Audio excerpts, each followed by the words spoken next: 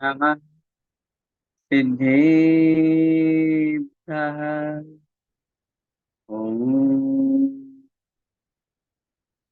नमः सिद्धेभ्यः। ॐ नमः सिद्धेभ्यः। नमो अरिहन्ताणम्। नमो सिद्धाणं। नमो आयर्याणम्। नमो वज्झायाणम्। नमो लोये सव्साहुनम्। अनंतानंत सिद्ध परमेष्ठी भगवान की जय। द्वादशांगमयी जिनवाणी माता की जय। चारित्र चक्रवर्ती एक स्वर से शांति सागर जी महामुनिराज की जय। संत शिरोमणि आचार्य भगवंत एक स्वर श्री विद्यासागर जी महामुनिराज की जय। परम पूज्य गुरुदेव निर्यापक श्रमण मुनि पुंगव श्री सुधा सागर जी महाराज की जय। अढ़ाई दीपस्थ समस्त महामुनिराजों की जय। श्रमण संस्कृति सिद्धांत प्रवेशिका भाग 2 का हम सभी स्वाध्याय कर रहे हैं और इसके माध्यम से हमारी माँ जिनवाणी के उन रहस्यों को हम उद्घाटित कर रहे हैं जिनको हम अनेक ग्रंथों के सार रूप में, संक्षेप के रूप में, या यूं कहें बेसिक नॉलेज आदि के रूप में यहाँ पर हम ग्रहण करते हैं। सामान्य रूप से जब हम तत्वार सूत्र महान ग्रंथादिराज की बात करते हैं, त्रैकाल्यम द्रव्य षटकम नौ पद सहितम जीव षटकाय लेश्या पंचान्य चास्तिकाया व्रत समिति ज्ञान गति चारित्र भेदा आदि रूप में एक बहुत सुंदर श्लोक आचार्य महाराज ने वहां पर लिखा है और कहा है,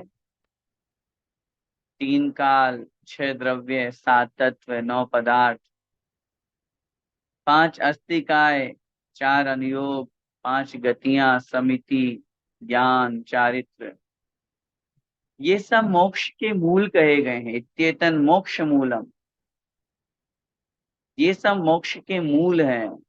ये श्लोक में इसलिए आप लोगों के बीच में रख रहा हूं कि आप लोग जब भी तत्वार्थ सूत्र जी का हम लोग पाठ करते हैं तो उस तत्वार्थ सूत्र के पाठ में ये श्लोक संकलन के रूप में दिया हुआ है और उस श्लोक में ये बताया गया है कि ये सब धर्म के मूल है।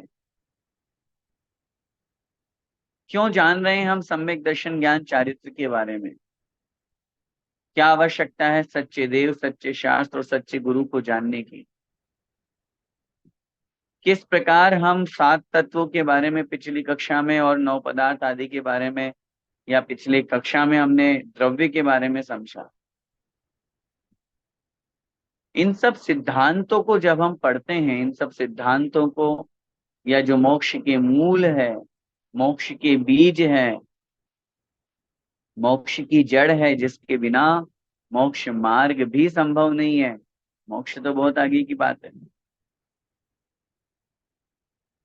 क्योंकि सम्यक दर्शन ज्ञान चारित्राणि मोक्ष मार्ग है कहा है, और मोक्ष मार्ग तक जाने के लिए ये भी हम जानते हैं सम्यक दर्शन ज्ञान चारित्र इन तीनों को अपनाना होगा।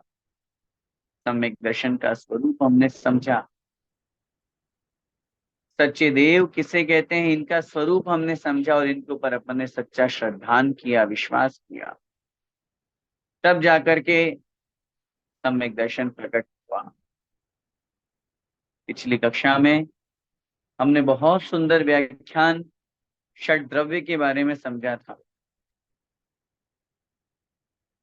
लोक में षट द्रव्य की एक बहुत सुंदर व्यवस्था बनी हुई है, और मैं तो कहूंगा आचार्यों ने लिखा है कि लोक की व्यवस्था ही 6 द्रव्य है।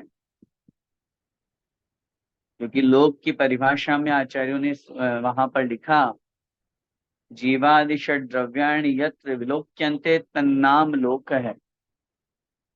जीव, पुद्गल, धर्म, अधर्म, आकाश और काल, ये छह द्रव्य जहां पर देखे जाते हैं, इन छह द्रव्यों का जहां पर विवेचन है, इन छह द्रव्यों का जहां पर अवस्थान है, उसका नाम है लोक।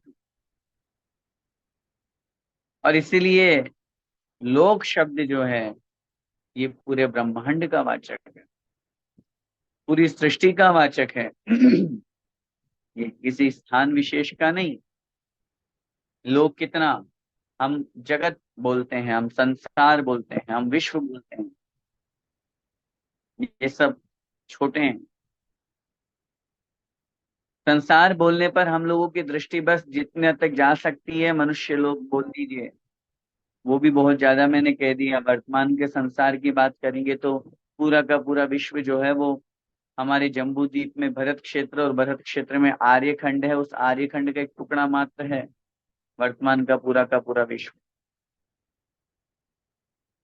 लेकिन उससे कई गुना आगे बढ़कर के 343 घन राजू, 14 राज ऊंचाई वाला, 7 राजू अंदर गहराई वाला पुरुषाकार एक लोक की रचना है। इस लोक की रचना को समझना भी जरूरी है। जो लोक की रचना जैसी बनाई गई है, बताई गई है, दोनों पैर फैला करके एक पुरुष जब अपने दोनों हाथ अपने कमर भाग पर रखता है, उस समय जो उसकी आकृति बनती है वो लोक की आकृति है। उस लोक की आकृति का वर्णन आचार्यों ने किया, नीचे से 7 राजू है, ऊपर से कम कम होते होते मध्य लोक में आते आते 1 राजू रह जाता है, फिर ऊपर बढ़ते बढ़ते 5वें स्वर्ग की ओर जाएंगे तो 5 राजू हो जाता है, फिर वापस कम होते होते 1 राजू हो जाता है। ये जो चित्रण दिया गया है, ये जो व्यवस्था बनाई गई है, ये अनादिकालीन है, अकृत्रिम, इसको किसी ने नहीं बना। 6 द्रव्यों के अंतर्गत हमने जीव, उद्गल, धर्म, अधर्म, आकाश और काल, इन सबको समझा। काल द्रव्य के व्याख्यान में हमने इस बात को बहुत अच्छी तरह से समझ लिया कि घड़ी, घंटा, दिन, महीना आदि का जो व्यवहार होता है, ये हमारा व्यवहार काल द्रव्य है। निश्चय काल द्रव्य की अपेक्षा से तो जो परिणमन करते हुए अन्य द्रव्यों को वर्तन कराता है, परिणमन कराता है, उसका नाम है निश्चय काल द्रव्य। हमारे पकड़ में नहीं आएगा। जब भी हम व्यवहार और निश्चय की बात करेंगे, वहां पर ये जरूर ध्यान रखना है, जहां द्रव्य की अपेक्षा से कथन होगा तो वो निश्चय रूप कथन होगा, जहां पर्याय की अपेक्षा से कथन होगा वह व्यवहार कथन होगा। हम और आप व्यवहार को पकड़ सकते हैं, निश्चय को नहीं पकड़ सकते। हम आपसे कहे आत्मा को बताइए, जीव, द्रव्य पकड़ के दिखाइए, ज्ञान के माध्यम से तो पकड़ सकते हैं। आत्मा का स्वरूप क्या है, जीव द्रव्य का स्वरूप क्या है, ज्ञान दर्शन उसका स्वरूप है। लेकिन पकड़ने के लिए हमें पर्याय का सहारा लेना पड़ेगा। मनुष्य है, जीव है, चींटी है, जीव है, मच्छर है, जीव है, पर्याय है ये सब चीज। ऐसे पुद्गल, पुद्गल द्रव्य है जिसमें रूप, रस, गंध, स्पर्श पाया जाता है, लेकिन हम और आप जो पकड़ सकते हैं वो उसकी पर्याय। ये सब पर्याय तो है जो दिख रही है हमको। धर्म द्रव्य, अधर्म द्रव्य, इनको तो अपन सिर्फ शास्त्रों के ज्ञान के माध्यम से जान ही सकते हैं, जैसा कि पिछली बार की कक्षा में अपन ने समझा था। आज वैज्ञानिक भी इस बात को प्रूव कर रहे हैं, ईथर नाम का एक वस्तु है, पदार्थ है इस दुनिया में, जो हमें चलने में हेल्प दे रहा है, सहकारी बन रहा है। इसलिए इन 6 द्रव्यों को बहुत अच्छी तरह से समझ करके, विशेष जो 6 द्रव्य से संबंधित था उसको अपन आज अपनी कक्षा में देख करके उसको पूरा करते हैं। आइए देखते हैं, उसमें लिखा हुआ है, विशेष में देखते हैं, बहुप्रदेशी द्रव्य को अस्तिकाय कहते हैं। काल द्रव्य अस्तिकाय नहीं है, क्योंकि उसका प्रत्येक अणु अलग अलग रहता है शेष 5 द्रव्य के शेष 5 द्रव्य एक अणु से अधिक जगह घेरते हैं, इसलिए वे अस्तिकाय है। क्या मतलब हुआ? एक नया शब्द हम लोगों के सामने आया, अस्तिकाय। जिन लोगों ने स्वाध्याय किया हो सकता है सुनाओ। 2 शब्द हैं, अस्थि और काय। अस्थि का मतलब है होना, और काय माने शाब्दिक अर्थ तो काय का होता है शरीर, लेकिन यहाँ शरीर के समान जो बहुप्रदेशी है। जैसे शरीर 2 या 2 से अधिक प्रदेशों से मिलकर के बना है, ऐसे ही जो द्रव्य 2 या 2 से अधिक प्रदेशों से मिलकर के बने हो वो कहलाते हैं कायवान। और अस्थि माने है, अस्तित्व, वस्तु का होना। कहने का तात्पर्य ये है, 6 द्रव्य अपन ने समझे, जीव, पुद्गल, धर्म, अधर्म, आकाश और काल। इन 6 द्रव्यों में से हम अगर प्रत्येक द्रव्य के प्रदेश की बात करें, वह द्रव्य कितने प्रदेशों से मिलकर के बना है, तो एक जीव द्रव्य के होते हैं असंख्यात प्रदेश। चाहे वह चींटी के रूप में हो, चाहे हाथी के रूप में हो, चाहे देव के रूप में हो, चाहे नारकी के रूप में हो, प्रत्येक हर एक जीव के असंख्यात प्रदेश होते हैं। उद्गल द्रव्य के कितने प्रदेश होते हैं? तो उन्होंने वहां पर लिखा, संख्या संख्याश्च पुद्गलान। संख्यात भी होते हैं, असंख्यात भी होते हैं, और अनंत भी होते हैं। धर्म द्रव्य के कितने प्रदेश होते हैं? उन्होंने कहा धर्म द्रव्य पूरे लोक प्रमाण है, इसलिए धर्म द्रव्य के असंख्यात प्रदेश हुआ करते हैं। अधर्म द्रव्य के कितने प्रदेश होते हैं? अधर्म द्रव्य भी पूर्ण लोक प्रमाण है, इसलिए अधर्म द्रव्य के भी असंख्यात प्रदेश होते हैं। आकाश द्रव्य के कितने प्रदेश होते हैं? तो उन्होंने कहा आकाश तो अखंड एक द्रव्य है, जो न केवल लोक में अपितु अलोक में भी है, उसके अनंत प्रदेश हुआ करते हैं। अब बचा काल द्रव्य। आचार्य ने लिखा, काल द्रव्य एक प्रदेश। रैणाणम राशि मिवते कालाणु असंख्य द्रव्याणि। आचार्य भगवान नेमिचंद स्वामी महाराज ने द्रव्य संग्रह जी में एक गाथा लिखी, रत्नों की राशि के समान वह काल द्रव्य के अणु एक एक प्रदेशी पूरे लोक में व्याप्त है। काल द्रव्य एक प्रदेशी। अब इन 6 द्रव्यों के प्रदेश हमने आपके सामने रखे। सिर्फ एकमात्र काल द्रव्य है जिसका एक ही प्रदेश है। बाकी 5 द्रव्य के प्रदेश कितने हैं? किसी के संख्यात, किसी के असंख्यात, और किसी के अनंत। इसका मतलब वो बहुप्रदेशी हो गए। तो काल द्रव्य अस्थि तो है, अस्थि माने है, होना, एग्जिस्ट तो करता है, लेकिन कायवान नहीं है, बहुप्रदेशी नहीं है। इसलिए आप लोगों ने नाम सुना होगा एक ग्रंथ का, पंचास्तिकाय। आवाज समझ में आ रहा होगा? उस ग्रंथ का नाम पंचास्तिकाय क्यों है? क्योंकि अस्तिकाय, पंच माने 5 द्रव्य होते हैं। 6 द्रव्यों में से काल द्रव्य है नास्तिकाय, अस्तिकाय नहीं है वो। जो अस्थि भी हो और कायवान भी हो, तो ये 5 द्रव्य बने। इसलिए यहाँ पर अभी जो विशेष में अपन ने पहला पॉइंट पढ़ा कि काल द्रव्य एक अणु रूप में विद्यमान है, इसलिए वह अस्तिकाय के रूप में उसकी गिनती नहीं होती। आगे देखिए, धर्म और अधर्म द्रव्य जीव तथा पुद्गल को प्रेरित रूप में नहीं चलाते या नहीं ठहराते, किंतु जब वे चलते या ठहरते हैं तो उनको मदद अवश्य करते हैं। मैंने पिछली क्लास में आपको बताया था, 2 तरह के निमित्त होते हैं, एक प्रेरक निमित्त और एक उदासीन निमित्त। जैसे हमारे कर्म हैं, कर्म क्या है? कर्म प्रेरक निमित्त है। कर्म के उदय आने पर जीव के परिणाम वैसे हो ही जाते हैं। अधिकांश, बहुत कम ऐसे होंगे जहां मंद अनुभाग वाले कर्म होंगे तो जीव उनके ऊपर विजय प्राप्त कर लेता है। अन्यथा सिद्धांत तो कर्म के उदय से ही तो सारा का सारा संसार चल रहा है। आज हम मनुष्य पर्याय में हैं, अपने आप को मनुष्य बोल रहे हैं, कौन से कर्म के उदय से? मनुष्य गति नाम कर्म के उदय से। हम मनुष्य पर्याय में क्यों रुके हुए? मनुष्य आयु कर्म के उदय से। ये कर्म प्रेरक निमित्त है, लेकिन धर्म द्रव्य और अधर्म द्रव्य प्रेरक नहीं है, उदासीन। आप चलोगे तो धर्म द्रव्य सहकारी बनेगा, आप ठहरोगे तो अधर्म द्रव्य सहकारी बनेगा, अदरवाइज वो अपने में हाल मस्त है, आप अपने में। इसलिए यहाँ पर इन्होंने इस शब्द का प्रयोग किया कि ये दोनों द्रव्य प्रेरक निमित्त नहीं है, उदासीन निमित्त है। जीव और पुद्गलों को, चलते हुए जीव पुद्गलों को चलने में सहकारी धर्म द्रव्य है, और ठहरे हुए जीव पुद्गलों को ठहरने में सहकारी अधर्म द्रव्य है। अगला पॉइंट, ये छह द्रव्य है, समस्त लोक में व्याप्त हैं, फिर भी एक दूसरे के रहने में बाधक नहीं होते।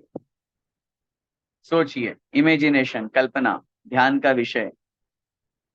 पूरे लोक का ऐसा एक भी प्रदेश नहीं, एक भी पिन पॉइंट नहीं जहां पे छहों द्रव्य ना हो। तो आप कहोगे ये तो थोड़ा सा समझने वाला विषय आ गया। पूरे लोक में जहां एक भी प्रदेश ऐसा नहीं, एक भी पॉइंट नहीं जहां पे कोई भी द्रव्य ना हो। अब आप कहोगे हवा में, हवा में जीव कहाँ है? अपन छह द्रव्यों की बात करें, उत्तर मिलेगा सूक्ष्म निगोदिया जीव पूरे लोक में ठसाठस भरे हैं।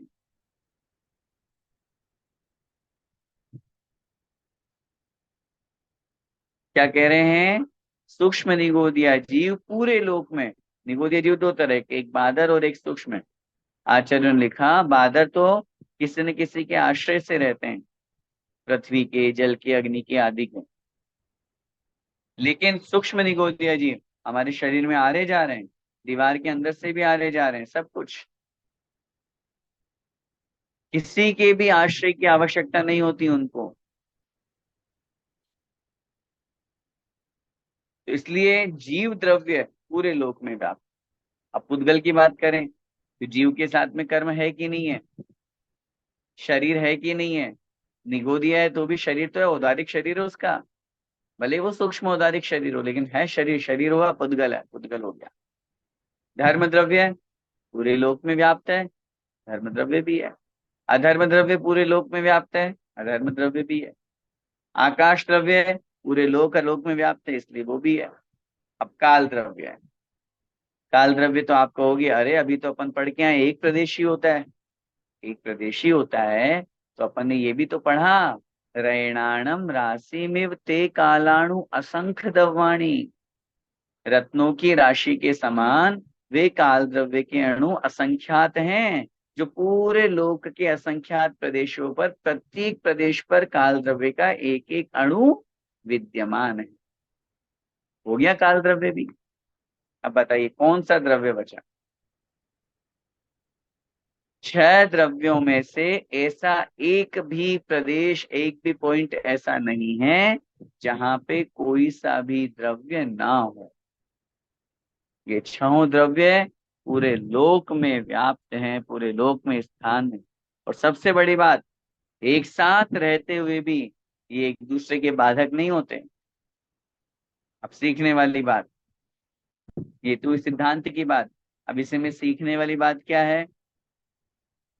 इन द्रव्यों से हम ये भी तो सीखें, हमारे स्थान पर अगर कोई बैठ जाता है या कुछ हो जाता है संसार में तो हम तुरंत उसके लिए बाधक बन जाते हैं, उस पर गुस्सा करते हैं। इन द्रव्यों को देखिए, कितने उदार प्रवृत्ति वाले हैं कि इतना सब कुछ अपने ही स्थान पर अन्य दूसरा द्रव्य भी है जहां पे वो है, लेकिन उसके बावजूद भी उन्हें कोई बाधा नहीं हो रही है। उनके लिए अपितु वो निमित्त और नैमित्तिक संबंध को ही प्राप्त हुआ करते। आगे अगला पॉइंट दे रहे हैं, उद्गल द्रव्य को छोड़कर शेष द्रव्य दिखाई नहीं देते, क्योंकि ये रूप रहित अर्थात अमूर्तिक या अरूपी हैं। हमने समझा था, हमें जो कुछ भी दिखाई दे रहा है वो सब उद्गल है और कुछ नहीं। जो कुछ भी दिखाई दे रहा है, जो भी सुनाई दे रहा है, जो भी स्पर्श हो रहा है, जो भी रस लिया जा रहा है, जो भी गंध लिया जा, सब उद्गल। शेष पांच द्रव्य को हम देख नहीं सकते। धर्म द्रव्य, अधर्म द्रव्य, आकाश द्रव्य, काल द्रव्य। आप कहेंगे आकाश तो दिखता है हमको, हमने आपसे निवेदन किया था ना, ये आकाश नहीं है। आकाश तो जहां हम बैठे हैं वो भी आकाश है। ये मोबाइल जहां रखा है, लैपटॉप जहां रखा है, ये टेबल जहां रखी है, ये भी आकाश है। पूरे लोक में आकाश है, आलोक में आकाश है। लोक के आकाश की परिभाषा दी, जो द्रव्यों को रहने के लिए स्थान देता है, का काम ही यही है। अब हमारे मन में एक प्रश्न ये जरूर उपस्थित हो सकता है कि जीव, अवधि ज्ञानी मुनि महाराज जीव को कैसे जान लेते हैं, मन परिज्ञानी मुनि महाराज, जबकि वो भी तो रूपी पदार्थों को ही जानते हैं। तो आचार्यों ने उत्तर दिया, कर्म व्यवस्था को देख करके वो जानते हैं।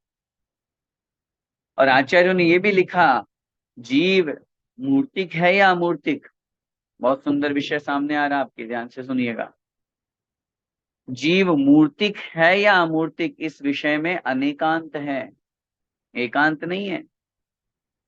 कुछ लोग एकांत पक्ष से जीव को त्रैकालिक अमूर्तिक मानते हैं। शुद्ध है जीव, तो जीव त्रैकालिक शुद्ध है, जीव कभी अशुद्ध नहीं होता। ऊपर से आकर के विभाव परिणतियां जीव में आ जाती है ऊपर से, नहीं ऐसा नहीं, ऊपर से नहीं भैया, एक में एक संबंध को प्राप्त है।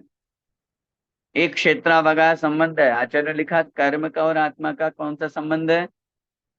एक क्षेत्रावगाह, संश्लेष संबंध। तत्वार्थ सूत्र जी में लिखा है 8वें अध्याय में, प्रदेश बंद का जहां वर्णन किया आचार्य महाराज ने, नाम प्रत्यय सर्वतो योग विशेषात सूक्ष्मेक क्षेत्रावगाह स्थित सर्वात्म प्रदेशेश्वनंतानंत प्रदेशा। एक क्षेत्रावगाह स्थित है। एक क्षेत्रावगाह का मतलब होता है दूध और पानी जैसे मिल जाते हैं। आपने एक एक बूंद दूध की यहाँ टेबल पे रख दी, अब वहां पे दूध भी है और उसी जगह पे पानी भी है। ऐसे ही आत्मा, संसारी आत्मा है। आचार्य भगवान नेमिचंद स्वामी महाराज ने क्या लिखा, वर्ण रस पंचगंधा दो फासा अठनिच्छया जीवे नो संति अमुत्ति तदो व्यवहारा मुक्ति बंधा। व्यवहारने से आत्मा मूर्तिक है, क्योंकि कर्मों का बंद कर रहा है। और जब तक कर्म है तब तक आत्मा को मूर्तिक कहा। इसलिए आत्मा कथनचित मूर्तिक और कथनचित अमूर्तिक है। मतलब इस विषय में अनेकांत है, एकांत से नहीं कहीं। अब मूर्तिक है, इसीलिए अवधि ज्ञानी और मनः परिज्ञानी मुनि महाराज उनको अवधि ज्ञान और मनः परिज्ञान के बल से जान पाते हैं, आंखों से नहीं देखते। क्योंकि पांच इंद्रिय और मन से जो ज्ञान है वो तो मति ज्ञान है, और उससे जो विशेष ज्ञान है वो शुद्ध ज्ञान है। इनके अलावा शेष जो तीन ज्ञान है वो तो कैसे हैं, वो तो प्रत्यक्ष ज्ञान है। और प्रत्यक्ष ज्ञान कैसे होते हैं? इंद्रिय और मन की सहायता के बिना सीधे आत्मा से हुआ करते। इसलिए यहाँ पर कह रहे हैं, सिर्फ उद्गल के अलावा हम और किसी भी द्रव्य को नहीं देख सकते। आगे कह रहे हैं, धर्म अधर्म और आकाश, ये तीनों द्रव्य एक एक ही हैं और इनके हिस्से या भेद नहीं होते। देखो कितनी बड़ी बात। अब आप कहोगे धर्म द्रव्य समझ में आता है, पूरे लोक में एक अखंड धर्म द्रव्य है। ऐसे पूरे लोक में एक अखंड अधर्म द्रव्य है। दोनों एक दूसरे के विपरीत होते हुए भी एक साथ एक जगह रह रहे हैं। इतनी बड़ी बात। जिस प्रदेश पर धर्म द्रव्य है उसी प्रदेश पर अधर्म द्रव्य भी है। दोनों का काम क्या है? एक चलाने में सहकारी है और एक रोकने में सहकारी है। लेकिन कभी उन दोनों में आपस में लड़ाई नहीं हुई। मैं चलाऊंगा और वो दूसरा बोले नहीं मैं रोकूंगा। इन सिद्धांतों को जब कभी हम समझते हैं तो मन में ये विचार आता है, हम और आप जीव हैं और जीव ही राग द्वेष कर रहा है। ये तो त्रैकालिक शुद्ध द्रव्य है, धर्म द्रव्य अधर्म द्रव्य। हालांकि आत्मा कभी धर्म द्रव्य नहीं बनेगी, या धर्म द्रव्य कभी जीव द्रव्य नहीं बनेगा। क्यों? क्योंकि जीव का लक्षण अलग है, उनका लक्षण अलग है। जीव का लक्षण ज्ञान दर्शन चेतना से युक्त है, धर्म द्रव्य का वो लक्षण ही नहीं है, वो तो अजीब है वो तो। लेकिन इनसे हमें शिक्षा तो मिलती है, ये पूरे अखंड एक द्रव्य है। ऐसे आकाश द्रव्य, अब आकाश द्रव्य में तो आप कहोगे आकाश के तो दो भेद होते हैं, लोकाकाश और अलोकाकाश। लोकाकाश और अलोकाकाश ये आकाश के दो भेद भेद हैं, लेकिन टुकड़े नहीं हैं। मैंने बताया था, एक एग्जांपल दिया था, जैसे यू इमेजिन कीजिए जहां पर आप बैठे हुए हैं वो रूम या वो हॉल जो है, वो पूरा का पूरा एक आकाश द्रव्य हो गया एक। तो यार खाली चेहरा दिखा, इतना और इनका इस ऐसा पूरे के पूरे इस आकाश द्रव्य के बीचों बीच में, मान बीच था। बिल्कुल मध्य में, सेंटर में 343 घन राज्यों वाले स्थान में जहां पे जीव आदि पाए जाते हैं, बस उस जगह का नाम अपन ने दे दिया लोक। और उस लोक के अंदर जितना आकाश आया वो हो गया लोकाकाश, और बाकी का लोकाकाश। तो आकाश के टुकड़े कहाँ के हुए? आकाश तो पूरा एक द्रव्य है, पूरा मिला हुआ एक द्रव्य है। उसके बीच में जहां छह द्रव्य है उसको कह दिया लोकाकाश, और जहां नहीं है लोकाकाश। टुकड़ा नहीं है, कोई भेद नहीं है, कोई बाउंड्री वॉल नहीं बनी हुई है।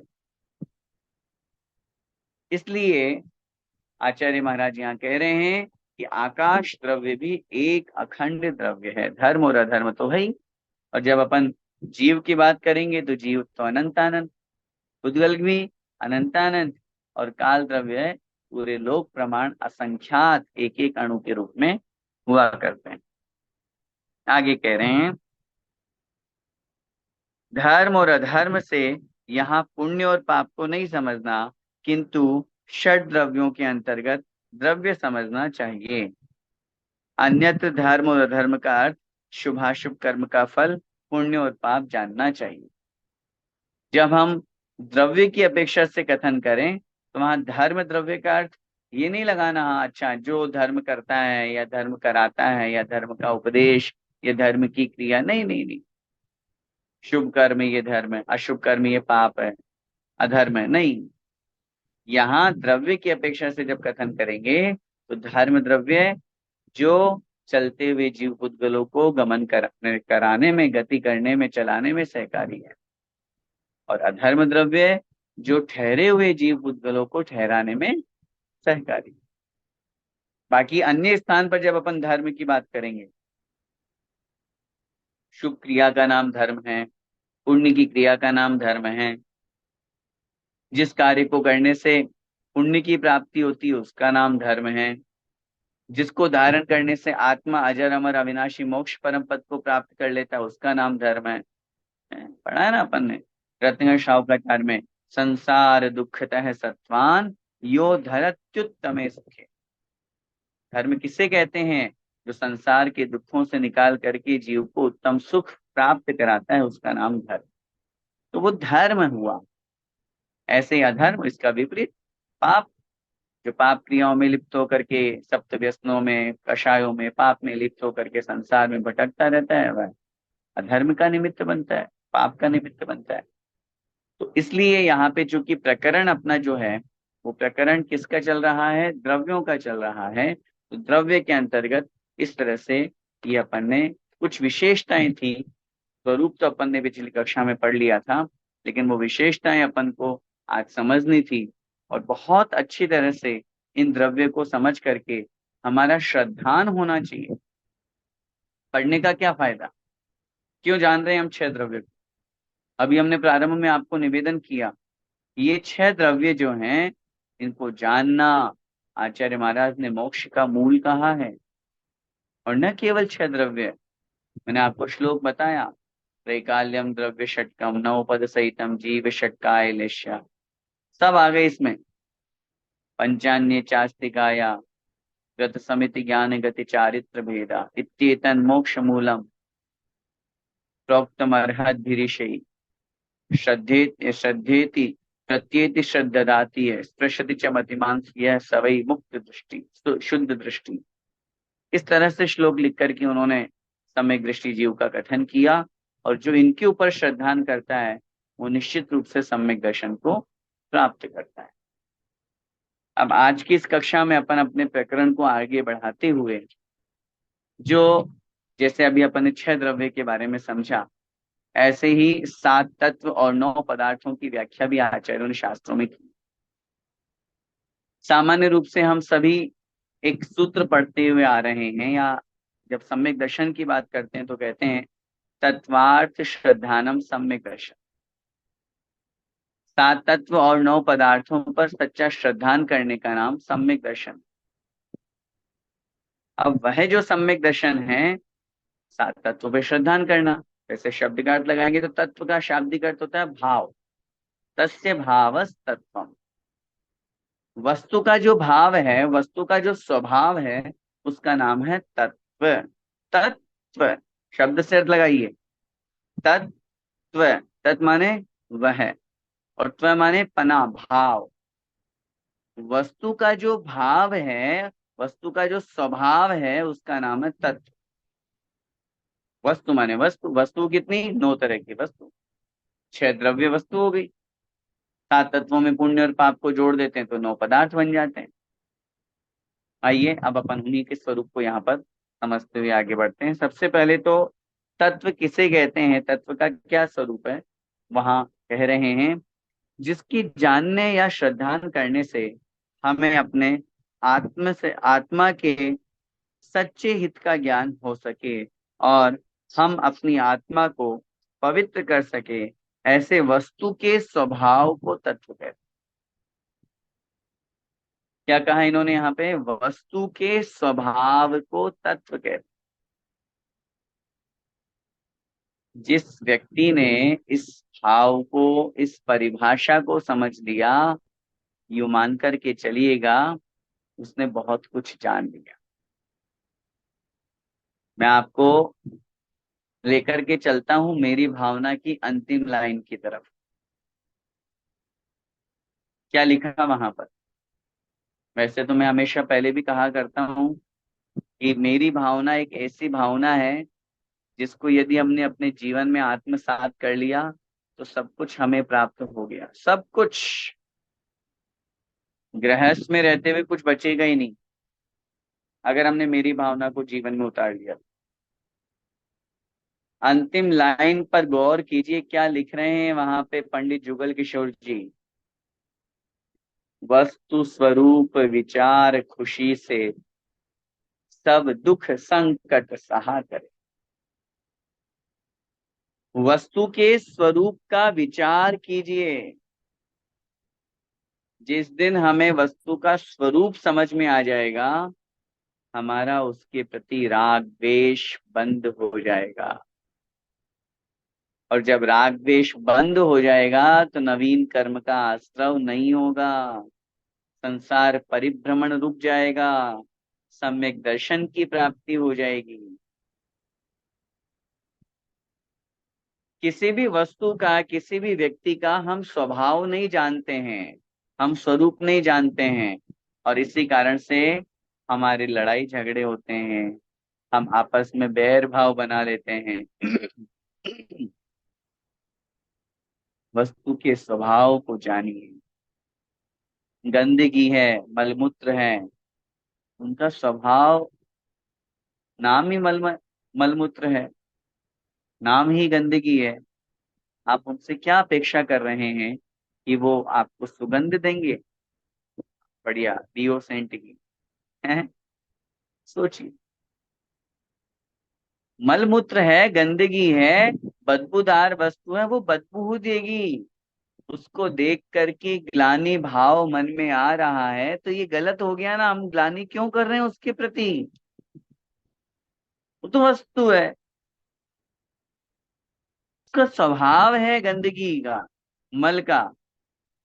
फूल का स्वभाव खुशबू देना है, ऐसे ही कांटों का स्वभाव चुभना है। अब आप कांटों से द्वेष करो और फूल से राग करो, ये तो संसार परिभ्रमण का कारण है। आचार्य श्री राष्ट्रीय टाइम भी मैंने क्लास में कहा था ना, एक छोटा सा सूत्र उन्होंने दिया। छोटा नहीं, बहुत महान है, उसके ऊपर घंटों घंटों चिंतन और ध्यान हो सकता है। जानो, देखो, बिगड़ो मत। जानना देखना तो स्वभाव है आत्मा का, उसमें कोई आपत्ति नहीं है। लेकिन जानने देखने के बाद हम और आप जो उसके प्रति राग द्वेष कर लेते हैं, ये आत्मा को कर्म बंध का निमित्त बन जाता है।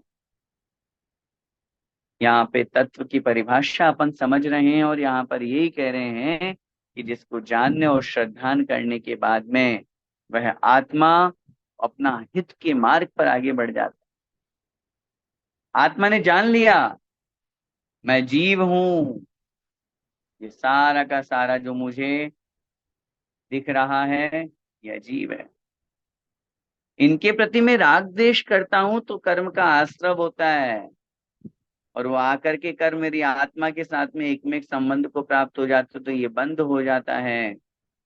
ये तो मुझे संसार में भटकाएंगे, मुझे तो संसार से निकलना है। तो वो संवर के कारणों को जान करके गुप्ति समिति धर्म अनुप्रेक्षा परिचय जय चारित्र इनका पालन करता है। इनका पालन करते हुए तप को धारण करता है, अनशन अवमोदर्य आदि 12 प्रकार के तपों को, और तप के माध्यम से निर्जरा करता है। एक देश धीरे धीरे कर्मों की अविपाक निर्जरा करके, और एक समय ऐसा आता है कि वो अपने आत्म स्वरूप को पूर्ण रूप से प्रकट कर लेता है, समस्त कर्मों का नाश कर देता। ये कैसे हुआ? 7 तत्वों को जानने से, श्रद्धान करने से, विश्वास करने से आत्मा का हित होता है। आत्मा का हित किसमें है?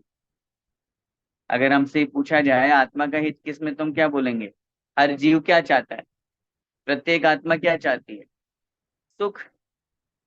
और जब सुख चाहते हैं तो फिर हम स्वयं इस बात पर विचार कर सकते हैं, हम जो कुछ भी जीवन जी रहे हैं उस सब के पीछे एक ही लक्ष्य है, मुझे सुख मिलना है।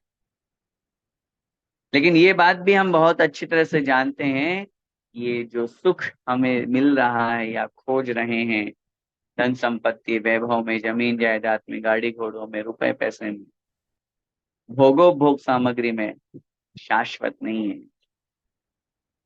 शाश्वत सुख अगर कही है तो वो है ऊपर सिद्धालय। लिखा है ना पंडित दौलत राम जी ने, आत्म को हित है सुख सो सुख, आकुलता बिन कहिए, आकुलता शिव माहिनता ते, शिव मग लाग्यो चाहिए। आत्मा का हित, आत्मा का हित सुख प्राप्त करने में है। वो सुख निराकुलता से रहित, निराकुलता माने आकुलता, परेशानी, व्याकुलता, टेंशन, उससे दूर होना चाहिए, रहित होना चाहिए। और निराकुलता शिव माही, मोक्ष में नहीं है आकुलता, निराकुलता है, इसलिए मोक्ष मार्ग पर लगना चाहिए। निश्चित रूप से इस तरह से जब तक हमारा श्रद्धान नहीं होगा तब तक हम मोक्ष मार्ग पर या आत्म स्वरूप को प्राप्त नहीं कर पाएंगे। जहां वस्तु के स्वभाव को हमने जान लिया, पुद्गल है। अब देखिए, पुद्गल है, पुद्गल का मतलब क्या होता है? जो पूर्ण और गलन स्वभाव से युक्त होता है। शब्द बता रहा है पुद्गल। पुद माने पूर्ण, उत्पन्न होना, गल माने गलना, नष्ट होना। जो पूर्ण और गलन स्वभाव वाला है वह कहलाता है पुद्गल। अब अगर कोई वस्तु हमारी पुरानी खराब हो गई, बहुत सालों से आप उपयोग ले रहे हैं, खराब हो गया, मोबाइल में कुछ हो गया, गड़बड़ हो गई, लैपटॉप में कुछ हो गया, चश्मे में चश्मा टूट गया हमारा, हम दुखी क्यों हो रहे हैं? ये तो स्वभाव है उसका। हम व्यर्थ में द्वेष करके, व्यर्थ में उदास होकर के, व्यर्थ में हम गुस्सा करके, निमित्त को दोष दे करके, और हम फालतू में कर्म का बंध करते हैं। वही बात आएगी, वस्तु स्वरूप विचार, स्वभाव पर विचार कीजिए। निश्चित रूप से जिस दिन हमारी दृष्टि स्वभाव की तरफ चली जाएगी, विभाव से हट करके, उस दिन हमें दुख नहीं होगा, उस दिन से हमको विकल्प नहीं होंगे, उस दिन से हमारा राग द्वेष कम हो जाएगा। और प्रसंग आया है इसलिए मैं कह रहा हूँ, बहुत सुंदर लगा इस बार की वीडियो, बहुत मेहनत करके और यहाँ पे बनाई गई। और सबसे बड़ी बात ये थी कि वो दोनों उनके जो सुपुत्र थे, है ना, जिनका नाम एक का प्रणय था और साथ में प्रांशुल, ये दोनों बच्चों अलग अलग होकर के भी। और ये तो सबसे पहले तो मैं धन्यवाद दूंगा पूरी टीम को, जो एडिटिंग टीम है पूरी, विकास भैया की, और पूरी टीम जो है, ऐश्वर्या जी और बाकी सब लोग, जो पूरी टेक्निकल टीम है, इतनी मेहनत करते हैं। और फिर उसके बाद में उसको एडिट करना और सारी चीजें, बहुत अच्छा उन्होंने एडिटिंग की। और ऐसा लगा ही नहीं कि वो सब दूर दूर हैं। मनोज जी और दिव्या जी जो उमर समाज से है, दुबई में रह रहे हैं, दोनों बच्चे बहुत अच्छे टैलेंटेड हैं। आईआईटी में वो कंटिन्यू कर रहे हैं, हमारी शुभकामनाएं भी उनके साथ में हैं। लेकिन सबसे बड़ी बात यह है कि उन्होंने उस मैसेज जो दिया उस वीडियो में, जो दिख रहा है पुद्गल की वस्तुएं सब नश्वर है। क्यों? नाम ही है पुद्गल। जब पुद्गल नाम है, उन्होंने गाड़ी का इन सब का उदाहरण दिया, घड़ी का, इन सब का। सोचिए जरा, कोई भी वस्तु कब तक टिकेगी? द्रव्य तो रह जाएगा, पर्याय तो बदलेगी। पर्याय तो प्रतिक्षण परिवर्तनशील है, प्रतिपल बदल रही है। ऐसी स्थिति में हम अगर ये उम्मीद करें कि नहीं, जो है वो हमेशा मेरे पास में रहे, पॉसिबल नहीं, संभव ही नहीं है। धन संपत्ति हमेशा मेरे पास रहे, ये जमीन जायदाद, ये मकान जो मैंने बनाया जर्जर ही नहीं हो, टूटे ही नहीं, कभी खंडर ही नहीं हो, ऐसा हो सकता है? होगा? वो तो डे वन से शुरू हो गया। जिस दिन से मकान बन करके कंप्लीट हुआ, उसी दिन से उसमें क्षीणता आना शुरू हो गई, धीरे धीरे धीरे धीरे धीरे। हमें 25-50-100 साल बाद क्यों पता चलता है? सूक्ष्म परिणमन दिखाई नहीं देता। तो पुद्गल का स्वभाव है, जिस वस्तु के स्वभाव को, मैं तो कह रहा हूं, फिर व्यक्ति समझो आगे और बढ़ो आगे। व्यक्ति का स्वभाव, व्यक्ति का नेचर जब हमने जान लिया, इसका नेचर ऐसा है, तो हम क्यों फालतू में उसके प्रति द्वेष करते हैं? नाराज होते हैं, गुस्सा करते हैं? नेचर है भाई, उसके स्वरूप को जानिए। पंखा, कूलर, भौतिक संसाधन, ये सब हमारे लिए एक साधन है, लेकिन इन साधनों में ममत्व बुद्धि नहीं। ये तत्व ऐसे ही नहीं है कि हाँ, 7 तत्वों को समझ लिया, जीव पुद्गल धर्म जीव, अ, अजीव, आश्रव, बंध, संवर, निजरा, मोक्ष, इनका एक एक का बहुत बड़ा महत्व है। घंटों घंटों चिंतन करते हैं, तब भी विषय पूरा नहीं हो पाता, इतना विषय है इनमें। तो इस प्रकार तत्व की जो महत्वपूर्ण बात सब परिभाषा अपन ने यहाँ पर समझी, जिनको जानने से, श्रद्धान करने से आत्मा का हित होता है, आत्मा का कल्याण होता है, वह आत्मा मोक्ष मार्ग में लगता है। और निश्चित रूप से ऐसे वस्तु के स्वभाव का नाम तत्व है। और तत्व के जब अपन भेद की बात करते हैं, तो तत्व 7 प्रकार की हुआ करते हैं: जीव, अजीव, आश्रव, बंध, संवर, निर्जरा और मोक्ष। ये 7 प्रकार के तत्व हैं। और इन्हीं 7 तत्वों में जब हम पुण्य और पाप को भी मिला देते हैं, तो वो हमारे लिए बन जाते हैं 9 पदार्थ। पदार्थ का जब अपन व्याख्यान करते हैं और तत्व का जब अपन व्याख्यान करते हैं, आपके अंदर एक प्रश्न उपस्थित हो सकता है, जीव तत्व भी और जीव पदार्थ भी है, फिर दोनों में अंतर क्या हुआ? आप लोगों ने द्रव्य चतुष्टय नाम से कुछ व्याख्यान पढ़ा होगा। द्रव्य, क्षेत्र, काल, भाव की अपेक्षा से वस्तु तत्व का वर्णन होता है। तो जब हम भाव की अपेक्षा से बात करते हैं, तो तत्व की बात की जाती है: द्रव्य, क्षेत्र, काल, भाव। और जब हम वस्तु के त्रैकालिक रूप, काल की अपेक्षा से बात करते हैं, तो पदार्थ की बात की जाती है, जो त्रैकालिक है। जीव त्रैकालिक है, कभी नष्ट नहीं होगा। पर्याय बदल जाएगी, लेकिन जीव कभी नष्ट नहीं होगा। तो इस तरह से दोनों में अंतर हुआ करता है सामान्य से। आइए हम इन सब की परिभाषा यहाँ पर समझते हैं। जीव किसे कहते हैं? जिसमें चेतना पाई जाती है उसे जीव कहते हैं। ज्ञान दर्शन ये दो प्रकार की चेतना हुआ करती है। मैंने पहले भी निवेदन किया था कि देखने से यहाँ तात्पर्य आंखों से देखना नहीं लगाना।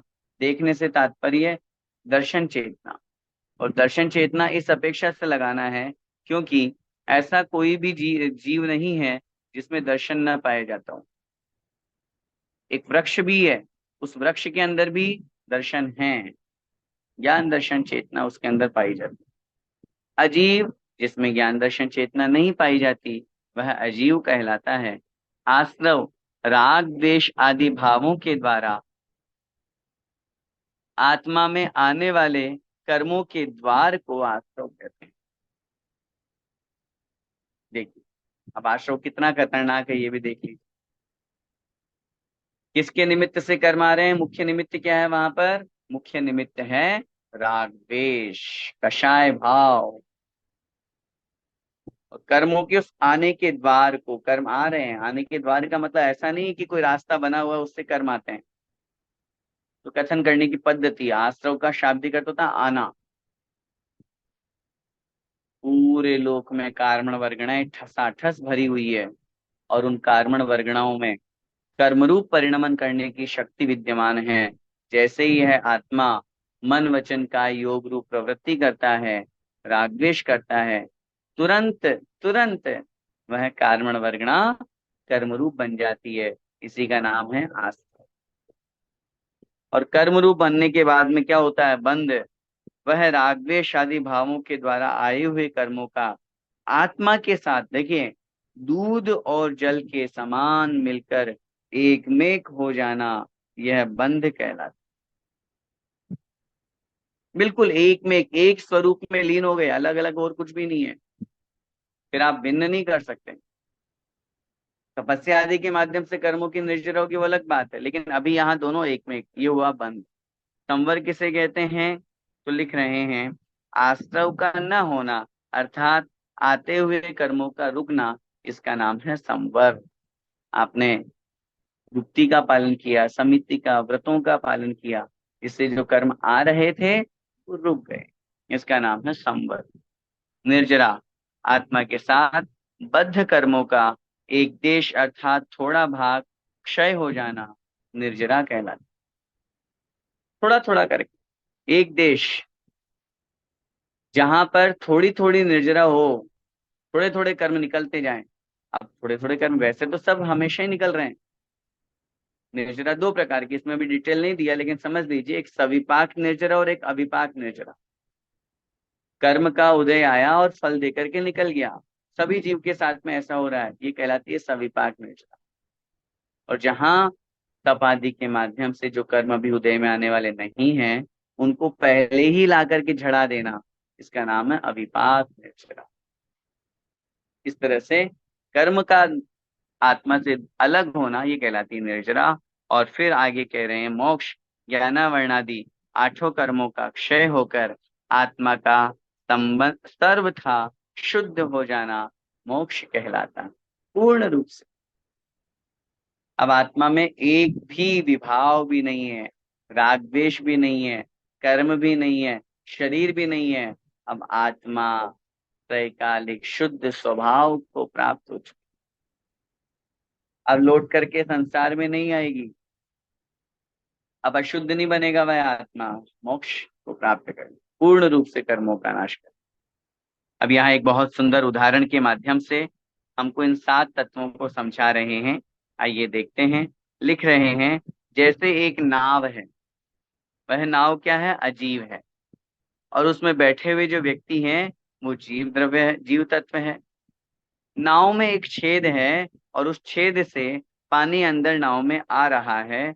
यह जो पानी आने का द्वार है इसी का नाम है आस्रव। और वह पानी नाव में आकर के एकत्रित हो रहा है, इकट्ठा हो रहा है, इसका नाम है बंध।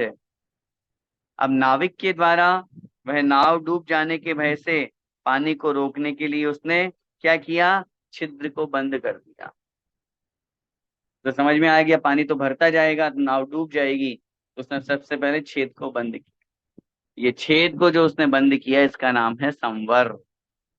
फिर आगे कह रहे हैं, और फिर अंदर भरे हुए पानी को धीरे धीरे निकालता जा रहा है, इसी का नाम है निर्जरा। और जब वह सारा पानी निकाल देता है, वह नाव पूर्ण रूप से हल्की और पहले की जैसे शुद्ध हो जाती है, अर्थात पानी से रहित हो जाती है। उसका नाम है मोक्ष। मोक्ष। सात तत्वों को आचार्यों ने इस नाव के उदाहरण के माध्यम से बहुत अच्छी तरह से समझाया। और मैं समझता हूँ कि सभी को समझ में आया होगा किस प्रकार आत्म तत्व को यहाँ पर एक जीव और उसमें बैठे हुए नाविक के साथ में जो अन्य जीव हैं उनके बारे में बताया। कोई सा भी उदाहरण, ये तो एक नाव का उदाहरण। आप क्लास में हैं, क्लास का भी एग्जाम्पल लगा सकते हैं। जैसे क्लास में, क्लास हो गए अजीब, जो विद्यार्थी आ रहे हैं वो हुए जीव। अब विद्यार्थी जो आ रहे हैं, बार बार आ रहे हैं, ये हुआ आश्रव। आपने आकर के अपनी जगह पे बैठ रहे हैं, ये हुआ बंध। आपने दरवाजा बंद कर दिया, अब कोई नहीं आएगा, ये हुआ संवर। अब एक एक करके सब निकलते जा रहे हैं, ये हुआ निर्जरा। तो पूरी क्लास खाली हो गई। मोक्ष। चाहे बस का उदाहरण लगा लीजिए, चाहे नाव का, चाहे किसी भी चीज का। अब यहाँ सिद्धांत क्या समझना है, देखिए। शरीर भी एक नाव है, और यह अजीव तत्व है। आत्मा जीव तत्व है। शुभ अशुभ कर्मों का आना आश्रव है, और आए हुए कर्मों का आत्मा के साथ एक में एक संबंध हो जाना यह बंध है। मन वचन काया की चंचलता को रोकने का नाम संवर है, तथा तप के द्वारा कर्मों का आत्मा से एक देश छूट जाने का नाम निर्जरा है, और आत्मा से कर्मों का पूर्ण रूप से अलग हो जाना, इसी का नाम मोक्ष है। इस स्वरूप को बहुत अच्छी तरह से समझ करके, और हम सब इन सात तत्वों पर श्रद्धान करें। क्योंकि जितना जैसा दृढ़ श्रद्धान, मजबूत श्रद्धान हमारा होगा, ये मान करके चलिए, हमारा सम्यक दर्शन और मजबूत होगा। जब हम इन्हीं सात तत्वों में पुण्य और पाप को मिला देते हैं, तो पदार्थ नौ बन जाते हैं। पदार्थ किसे कहते हैं, आइए देखते हैं। जिसमें तत्व पाया जाता है उसे पदार्थ कहते हैं। सात तत्वों में पुण्य और पाप को मिलाकर नौ पदार्थ हो जाते हैं। तत्व जिसमें पाया जाता है, तत्व का मतलब वस्तु का भाव, स्वभाव। वस्तु, अब तत्व वस्तु में ही तो मिलेगा, पदार्थ में ही तो मिलेगा, इसलिए उसका नाम हो गया पदार्थ। ये नौ भेद इसके होते हैं।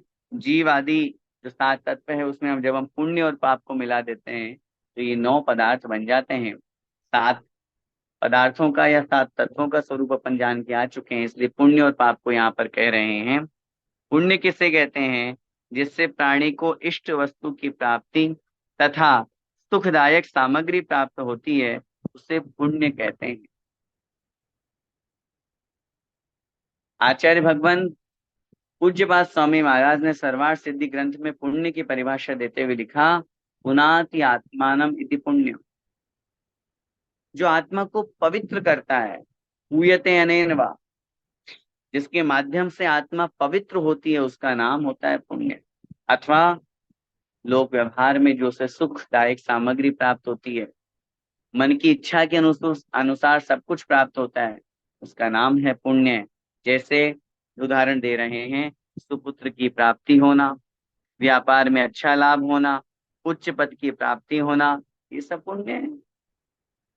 बिना पुण्य के थोड़ी ना मिलता है ये। बिना पुण्य के तो मनुष्य पर्याय भी नहीं मिलता।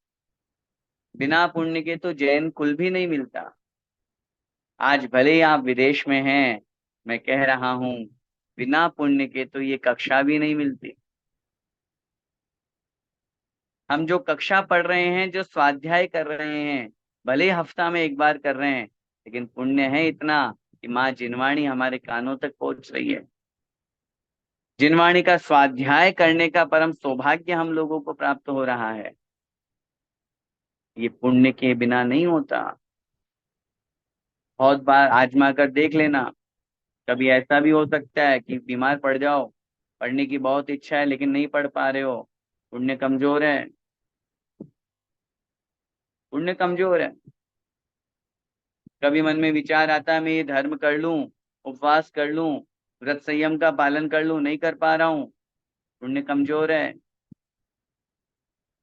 कभी व्यापार में लाभ नहीं हुआ, नुकसान लग गया, सोच रहे हो मैं इस व्यापार को इतना बढ़ाऊं, आगे बढ़ाऊं, ऐसे करूं वैसे करूं, सक्सेस नहीं मिल पा रहा है, समझ लीजिए पुण्य कमजोर है।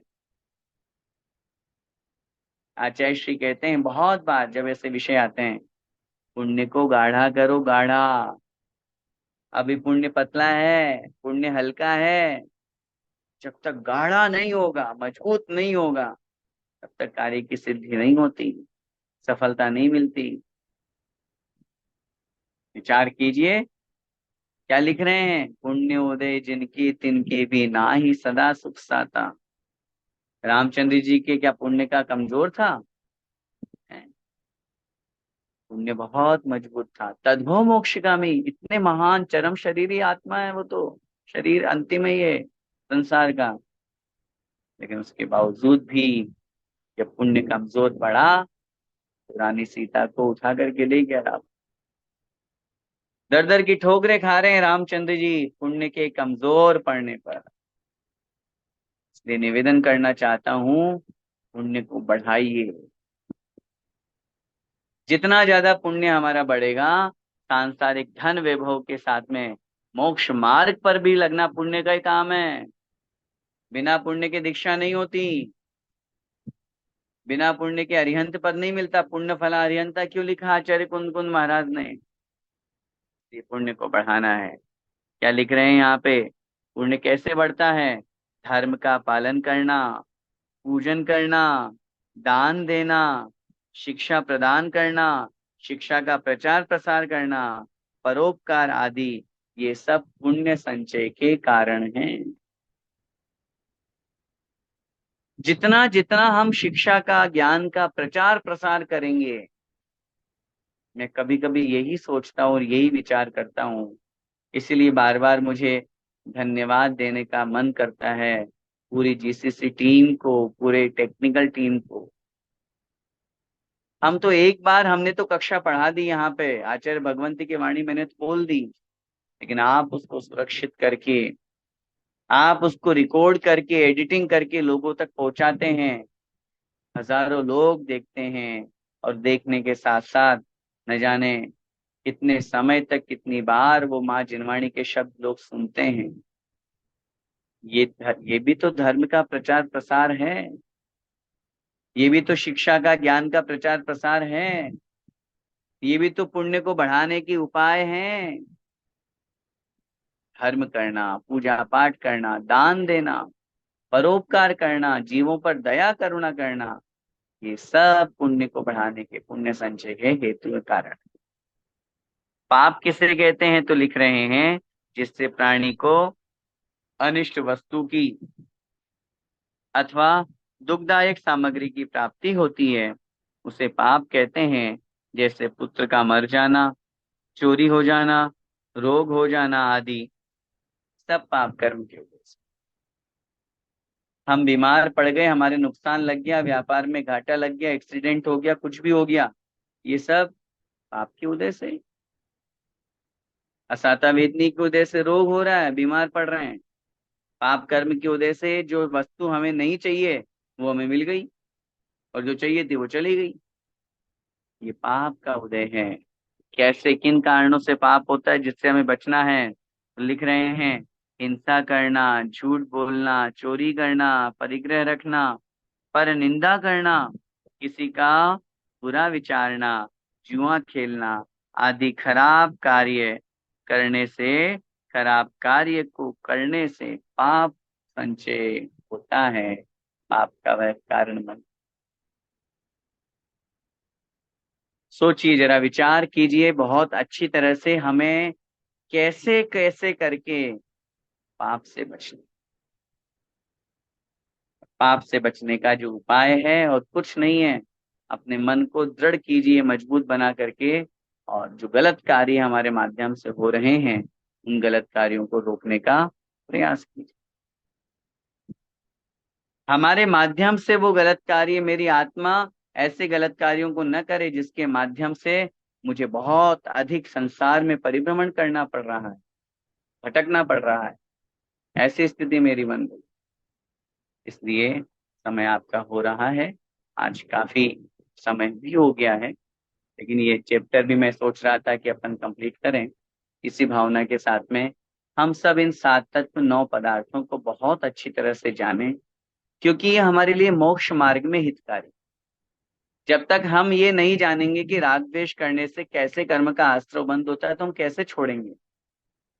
जब तक हम ये नहीं जानेंगे कि संवर निर्जरा करने से आत्मा का कल्याण होता है, व्रत समिति गुप्ति का पालन करने से आत्मा का कल्याण होता है, ब्रह्मचर्य आदि का पालन करने से आत्मा का कल्याण होता है, तो फिर उनमें कैसे लगेंगे अगर नहीं जानेंगे तो। इसलिए इन तत्वों को, पाप पुण्य की अवधारणा को जानना बहुत आवश्यक था। और कभी विशेष समय होगा तो पाप पुण्य के बारे में और विशेष व्याख्यान अपन देंगे और देखेंगे। आज बस इतना ही। बोले द्वादशांग मई चिन्माणी माता की जय।